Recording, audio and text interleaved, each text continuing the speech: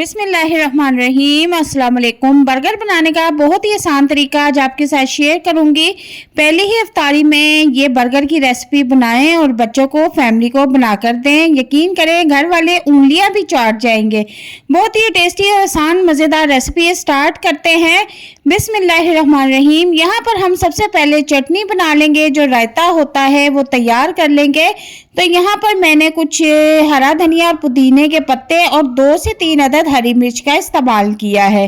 ठीक है, और अब इन तमाम चीज़ों को अच्छी तरह से पीस लेंगे। तो अब यहाँ पर मैंने एक बाउल में दही ले लिया है और दही में हम ये जो चटनी हमने पीस के रखी थी वो इसमें मिक्स कर देंगे। टेस्ट के मुताबिक इसमें नमक ऐड कर देंगे और इन तमाम चीज़ों को अच्छी तरह से मिक्स कर लेंगे। तो ये हमारी जो रायते वाली चटनी है वो तैयार हो चुकी है और अब हम इसको एक साइड पे रख देंगे। दूसरी तरफ मैंने फिर एक बाउल लिया है और उसमें एक एक करके 3 अदद अंडे तोड़ लेंगे। अंडे तोड़ने के बाद इसमें टेस्ट के मुताबिक नमक ऐड कर देंगे और हाफ टी स्पून इसमें क्रश चिल्ली ऐड कर देंगे और थोड़ा सा इसमें कटा हुआ हरा धनिया ऐड कर देंगे। अब इसको अच्छी तरह से मिक्स कर लेंगे और मिक्स करने के बाद अब हम इसको भी एक साइड पे रख देंगे।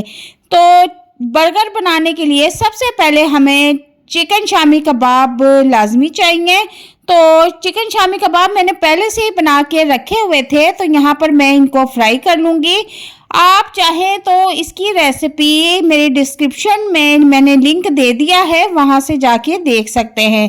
आप इसमें दाल के भी शामी कबाब बना सकते हैं और चिकन के भी शामी कबाब बना के बर्गर रेडी कर सकते हैं। तो यहाँ पर मैंने अंडा लगा के कुछ शामी टिक्कियाँ जो हैं वो तल ली हैं और इनको अब हम किसी प्लेट में निकाल लेंगे।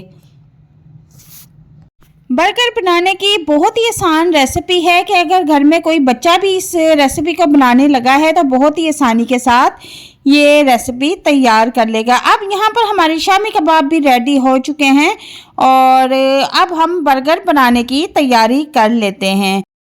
बाकी बचे हुए अंडे को हम तवे पर पका लेंगे और इसको अच्छी तरह से तवे पर फैला देंगे ताकि ये अच्छे खासे साइज़ में हो जाए। ठीक है, अब इसकी साइड हम चेंज कर देंगे। दूसरी साइड से भी पका के अब हम इसको किसी प्लेट में निकाल लेंगे। अब इसको भी हम एक साइड पे रख देते हैं। अब तवे को ऑयली कर लेना है और इसके ऊपर थोड़ा सा हरा धनिया स्प्रिंकल कर देना है और अब इसके ऊपर हमने जो बन लिए हैं वो हल्के हल्के से सेक लेंगे। इससे क्या होगा कि हमारे जो बर्गर हैं वो क्रिस्पी और मज़े के बनके रेडी होंगे। ठीक है, बिल्कुल लो फ्लेम पे आपने इनको हल्का सा क्रिस्पी करना है, फुल फ्लेम पे आपने नहीं पकाना वरना ये रेसिपी बिल्कुल ख़राब हो जाएगी। ठीक है, अब इनकी साइड हम चेंज कर लेंगे और अब इनको बर्गर बनाने के लिए रेडी कर लेते हैं। बहुत ही आसान रेसिपी है, आपके घर में कोई छोटा बच्चा भी इस रेसिपी को बहुत ही आसानी के साथ बना सकता है।